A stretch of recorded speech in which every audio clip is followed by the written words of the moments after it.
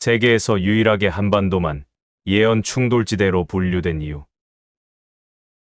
이 영상에서 다루는 내용은 국제학술지나 공식 기관의 지정에 따른 과학적 분류가 아닌 주로 종교예언 연구자들 사이에서 통용되는 용어와 해석을 바탕으로 구성된 것입니다. 특히 예언 충돌지대라는 개념은 정교 학술 용어로 분류되지 않으며 그 기원 또한 일부 자생적 연구 그룹과 예언서 분석 커뮤니티에서 비공식적으로 만들어진 표현입니다. 이 표현은 세계 각지에서 등장한 예언들, 즉 노스트라다무스, 바바반가, 에드가 케이시, 타너스님, 격암남사고, 정감록 등 동서양을 넘나드는 수많은 예언 속에서 유일하게 한반도가 여러 차례 겹쳐서 등장하며 그 내용이 서로 충돌하거나 상호반대되는 방식으로 서술된다는 특징에 주목하여 만들어진 용어입니다. 이러한 개념은 어디까지나 상징적 분류이며 역사적 또는 학술적 해석보다는 신화적 서사와 종교적 상징성에 기반한 해석임을 시청자 여러분께 미리 안내드립니다. 예언 충돌지대라는 말이 처음 언급된 것은 2000년대 초 일부 민간 예언연구소와 오컬트 포럼에서 활동하던 이들이 정리한 자료들 속에서입니다. 이들은 고대 예언서에서 지리적 언급이 구체적으로 등장하는 경우가 드물다는 점을 지적하면서 유독 한반도만이 명시적이거나 암시적으로 반복적으로 지목된다는 현상에 주목했습니다.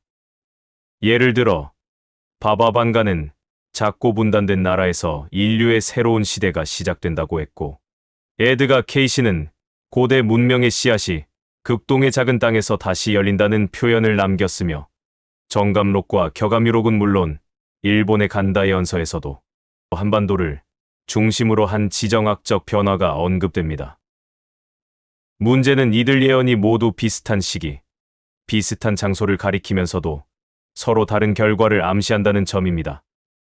어떤 예언은 한반도를 새로운 문명의 중심으로 묘사하고, 어떤 예언은 극심한 고통의 진원지로 말하며, 또 어떤 예언은 동서 문명의 충돌 지점, 혹은 최후 전쟁의 무대가 될 것이라고 말합니다.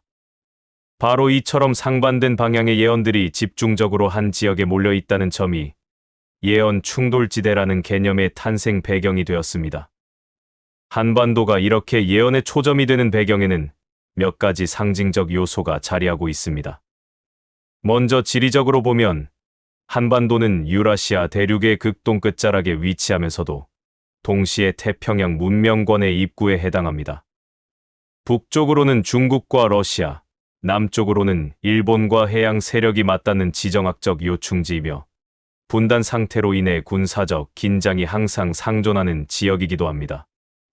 역사적으로도 외세의 침입과 내부 갈등이 반복되어 왔고, 남과 북의 대립 구도는 국제사회의 대리 충돌 무대로 여겨져 왔습니다.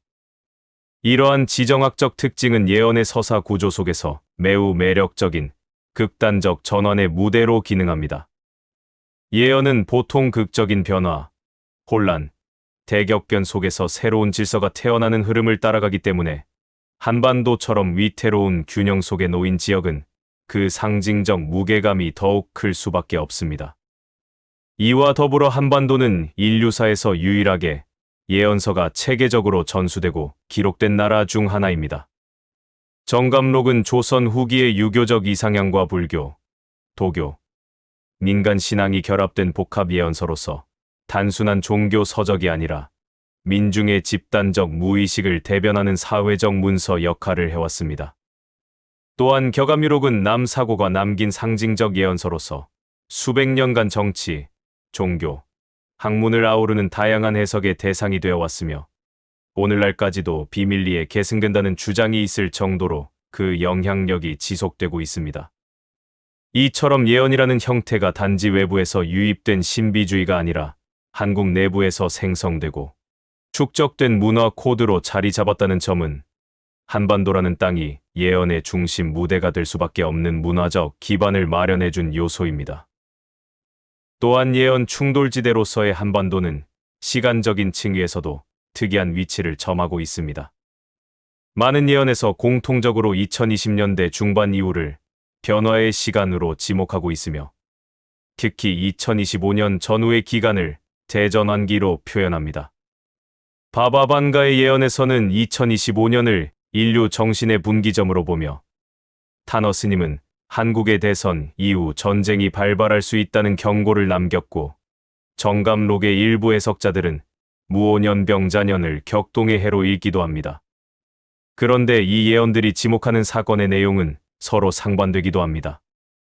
어떤 예언은 이 시기를 거쳐 평화와 부흥이 찾아온다고 하고 어떤 예언은 이 시기가 인류 문명의 붕괴 혹은 아마겟돈의 전조라고 말합니다. 동일한 시기와 장소를 두고 완전히 상반된 결과를 말하는 이러한 예언의 교차 현상은 매우 드물며 예언이 단지 미래를 예측하는 것이 아니라 해석자의 인식과 가치에 따라 전혀 다른 메시지를 생성할 수 있다는 사실을 보여주는 사례입니다. 이러한 맥락에서 일부 연구자들은 예언 충돌지대라는 개념을 단지 지리적 특성에 한정짓지 않고 문화적 심리적 충돌이 겹치는 상징적 지점으로 확장 해석하기도 합니다. 즉, 한반도는 단순히 동서 문명의 접점이자 군사적 대립의 무대일 뿐만 아니라 예언이라는 상징 코드가 가장 복잡하게 뒤엉켜 있는 장소이며 이로 인해 미래에 대한 기대와 두려움이 가장 격렬하게 충돌하는 장소라는 것입니다. 이곳에 살고 있는 사람들은 누구보다도 예민하게 미래를 감지하고 작은 변화 속에서도 징조를 찾아내려 하며 이러한 감수성은 자연스럽게 예언이라는 서사 구조를 통해 표출됩니다. 그래서 한반도는 예언이 발생하는 땅이자 동시에 그 예언이 서로 충돌하고 엇갈리는 장소가 되어버린 것입니다. 이처럼 예언 충돌지대로서의 한반도는 단순한 지리적 상징을 넘어 사회 전반의 심리적 구조와도 밀접하게 연결되어 있으며 실제로 한국 사회는 정치, 경제, 외교 등 다양한 영역에서 불확실성에 대한 과잉 감응이라는 특성을 보입니다. 작은 사건에도 극단적인 해석이 붙고 뉴스의 한 줄이 거대한 공포로 확산되며 미래에 대한 추측이 곧 사실처럼 받아들여지는 분위기는 단순한 정보 문제를 넘어 집단 심리 차원의 문제로 해석될 수 있습니다. 이러한 사회적 긴장감은 한편으로는 과거의 기억에 뿌리를 두고 있습니다. 분단, 전쟁, 독재, 민주화, IMF, 팬데믹에 이르기까지 한국 사회는 극적인 전환과 충격을 반복적으로 겪어왔고 이로 인해 다음에도 반드시 또 무언가가 터질 것이라는 무의식적 학습이 축적되어 있는 것입니다. 예언이라는 형식은 이러한 공포와 긴장을 구체화하는 하나의 매개체가 되며 그 안에서 사람들은 미리 알면 대비할 수 있다는 심리적 위안을 얻게 됩니다. 문제는 그 예언이 서로 상충하고 충돌할 때 오히려 더 큰 혼란이 발생한다는 점입니다. 예언 충돌지대라는 개념은 바로 이 지점에서 실체화됩니다. 한반도라는 공간은 한쪽에서는 구원의 땅, 다른 한쪽에서는 심판의 무대로 동시에 해석되며 그 갈등이 단지 예언서 속에서 머무르지 않고 실제 사회적 담론으로 확대됩니다. 예를 들어 바바반가나 노스트라다무스의 예언이 재해석되는 시점마다 한국 사회에서는 정치적 사건이나 자연재해, 경제 위기와 연관지어 이를 해석하려는 움직임이 활발해지며 종종 그것이 과장되거나 상업적으로 소비되기도 합니다. 최근에는 유튜브, SNS 등을 통해 이러한 예언 해석이 실시간으로 퍼지고 여론을 형성하는 데 영향을 미치기도 합니다.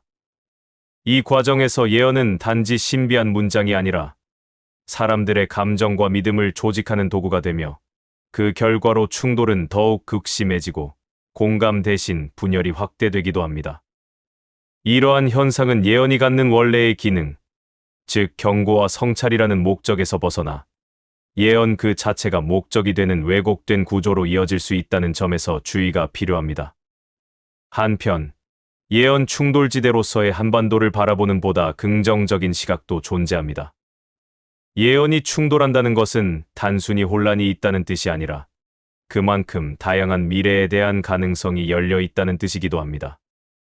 즉, 이 땅은 한 방향으로 고정되지 않고 언제든지 전환이 가능한 유연한 지점이라는 해석이 가능합니다. 실제로 정감록이나 격암유록은 모두 예언의 내용 속에 위기의 땅과 동시에 새로운 시작의 땅이라는 이중 구조를 갖고 있으며 고통의 끝자락에서 반드시 희망의 씨앗이 자란다는 흐름을 유지합니다. 이런 구조는 단순한 종말론이 아니라 반복과 변화를 전제로 한 순환적 역사관에 기반한 것으로 한국 사회가 겪는 위기와 갈등 역시 그러한 대전환의 일부일 수 있다는 해석을 가능하게 합니다. 따라서 예언 충돌지대라는 개념은 위험이 집중되는 장소이자 동시에 미래의 중심으로 재편될 수 있는 장소라는 이중적 의미를 담고 있으며 그 안에서 살아가는 우리에게는 더 많은 자각과 통찰이 요구된다고 볼 수 있습니다. 이런 관점에서 보면 예언 충돌은 혼란의 원인이 아니라 성장의 전제일 수도 있습니다. 서로 다른 미래가 겹쳐진다는 것은 그만큼 다양한 선택의 길이 존재한다는 뜻이며 그 선택은 결국 사람들의 의식 수준에 따라 실현될 방향이 달라집니다. 즉, 예언은 정해진 운명이 아니라 경고이자 방향 제시이며 그 안에서 어떤 가능성이 실현될지는 지금 이 땅을 살아가는 사람들의 집단적 선택에 달려 있다는 것입니다. 많은 예언서들이 끝에서 새로운 시작을 말하는 이유는 바로 이 때문입니다. 모든 것이 사라진 뒤에야 새로운 것이 보인다는 말은 붕괴를 겪지 않고는 탄생도 없다는 고통의 순환 논리를 말하지만 동시에 그 과정 속에서 인간이 어떤 선택을 하느냐에 따라 그 끝이 바뀔 수 있다는 희망의 메시지를 함께 담고 있습니다. 결론적으로 한반도가 예언 충돌지대로 불리는 이유는 단순히 많은 예언이 집중되었기 때문이 아닙니다. 그것은 이 땅이 역사적으로도, 지리적으로도, 심리적으로도 수많은 갈등과 선택의 중심에 놓여 있었기 때문이며 지금 이 순간에도 여전히 다양한 가능성의 갈림길 위에 서 있기 때문입니다. 그리고 그 가능성은 때로는 예언이라는 형식을 통해 경고되고 때로는 믿음이라는 방식으로 극복되며 때로는 오해와 충돌 속에서 다시 새로운 방향으로 재해석됩니다. 우리가 예언을 읽는 이유는 단순히 미래를 알기 위해서가 아니라 미래를 스스로 선택할 수 있다는 믿음을 회복하기 위함이며 그렇기에 충돌하는 예언들 사이에서 가장 중요한 것은 그 사이를 가르는 나의 판단일지도 모릅니다. 이 땅에 살고 있는 이상 우리는 그 충돌의 중심에 있으며 동시에 그 충돌을 넘어서는 통찰의 주체가 될 수 있습니다. 오늘의 영상은 어떠셨나요? 댓글로 좋은 의견을 부탁드리고 더 많은 미스터리를 원하신다면 구독과 좋아요, 알림 설정으로 함께해 주십시오. 지금까지 미스테리함 채널이었습니다. 감사합니다.